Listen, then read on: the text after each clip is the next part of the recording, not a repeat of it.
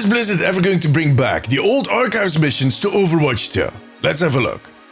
Since that announcement of Overwatch 2 back in 2019, the concept of Overwatch PvE has been through all stages of existence, to the point where 5 years later we're back where we started out, without PvE. Although technically that is not correct. On one hand, we do have the invasion missions that they released back in August 2023. And there's also the hero masteries, which technically are PvE. On the other hand, we actually lost the content that got this whole adventure started. The Archives missions. For those that missed that glorious time. Back in Overwatch 1, there was a limited time game mode, or an event, that celebrated the Overwatch lore with PvE missions that looked back at what happened up till then. The first year we got the Uprising mission, which had us fighting Null Sector for the first time on King's Row. It was Tracer's first mission with Overwatch, and she was accompanied by Mercy Tourbillon and Reinhardt. The next year there was Retribution, a key mission in the Overwatch lore. It was set on Rialto, and the Blackwatch team, which was Raze, aka Reaper, Cassidy, Genji, and Moira, were trying to apprehend Antonio Bartolotti. I think I pronounced that pretty correct.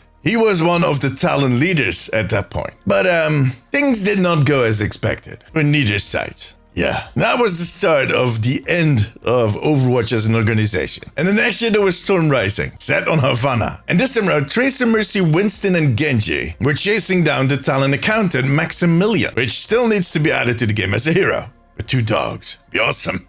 Now, in the years after that, they just added challenges to these existing missions. We didn't get any new ones. And that was because secretly they were already working on Overwatch 2. Now, these missions are basic. They're not nearly as lengthy or diverse as the invasion missions were. I mean, the invasion missions might not have been what most of us expected, but they were definitely an upgrade from the Archives missions. And I don't think we played those PvE missions as much, but we still all miss the Archives missions. Or at least a lot of people do. I guess it's nostalgia. But is Blizzard going to add those Archives missions to the PvE tab one day? Well, we kind of know that the PvE tab is most likely going to remain empty other than the invasion missions, because PvE was cancelled.